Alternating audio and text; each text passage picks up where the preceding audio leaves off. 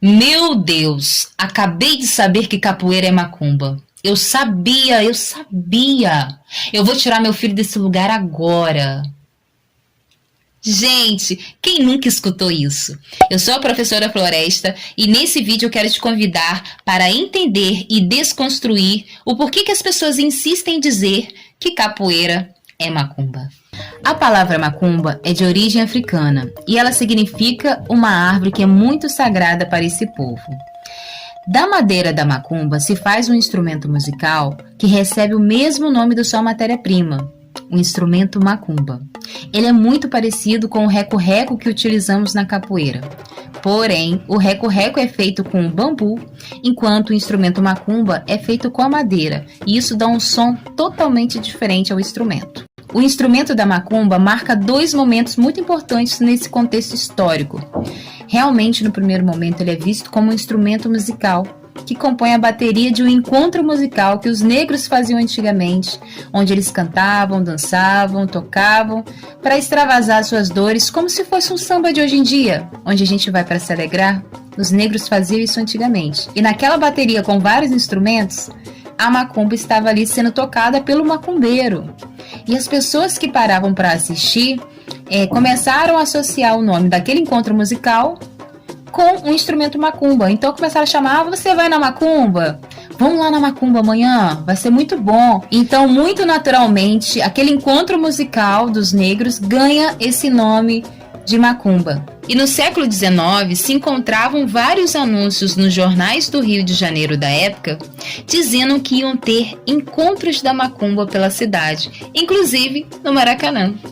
E no segundo momento, esse instrumento musical, a macumba, aparece sendo utilizado no culto religioso africano que surge no Rio de Janeiro através da cultura banto. E é importante lembrar que banto não é um povo, mas sim um termo linguístico que é utilizado para classificar grupos étnicos que têm semelhanças linguísticas, ou seja, grupos de uma determinada região que falam parecidos. 75% dos negros que foram escravizados no Brasil eram bantos da região da Angola, Congo e Cambinda, que falavam a língua Ubundu, Quimbundo e Kikongo. Os bantos cultuam e fazem saudações ao dono da terra, aos deuses da natureza e aos seus ancestrais, que são aqueles que já faleceram.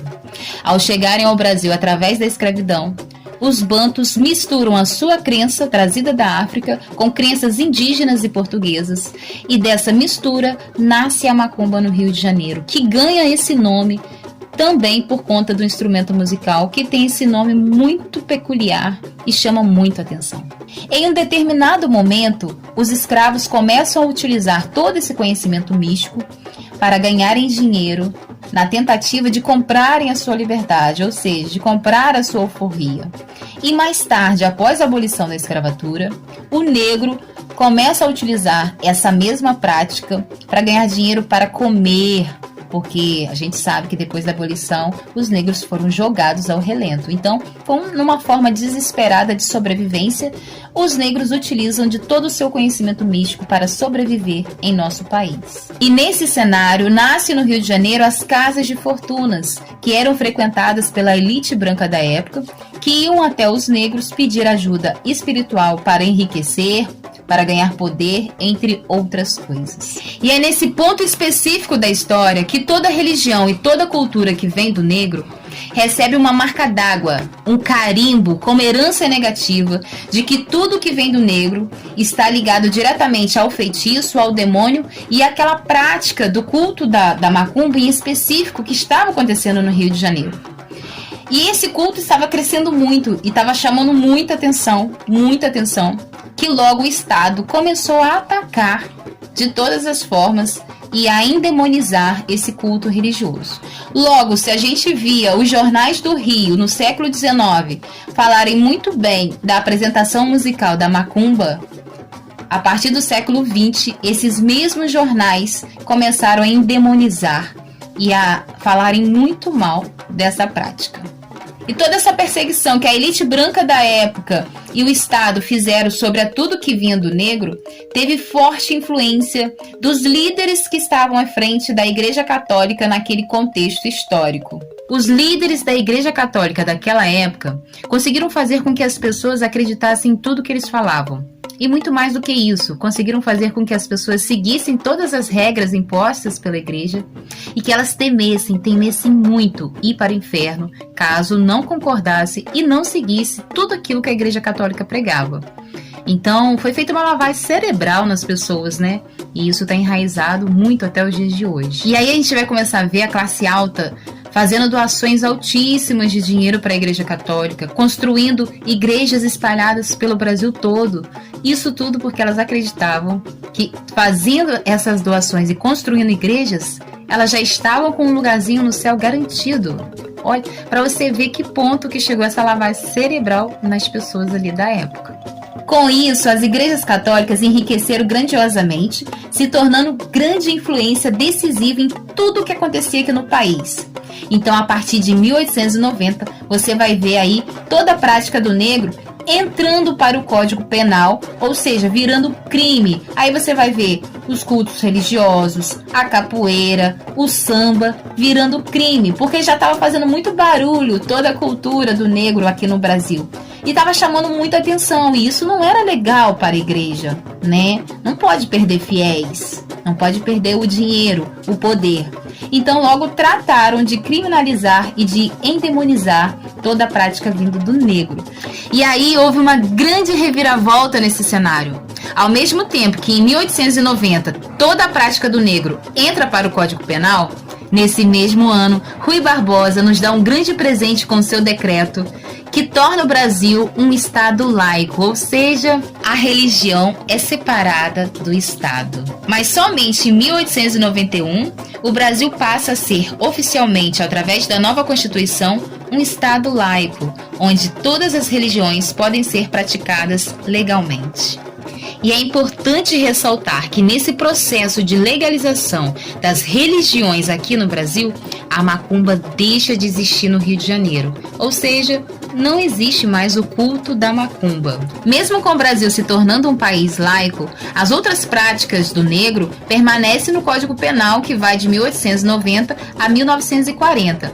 E as religiões de matrizes africanas, que agora seriam praticadas legalmente, começam a ser perseguidas por um outro grupo específico que nós vamos ver agora. Após a abolição da escravatura, a maior população do Brasil eram de negros. Com isso, começou-se um processo na tentativa de embranquecer o nosso país. Até porque a escravidão foi considerada como um atraso histórico. Além do mais, o negro não era considerado um ser humano, um ser que nem pensava, e isso poderia comprometer as gerações futuras, né, geneticamente falando. Isso é um absurdo, gente. E uma das tentativas de embranquecer o Brasil foi começar a trazer imigrantes brancos para embranquecer a nossa população. Eu vou citar aqui em especial, tá, gente, mas tem outros.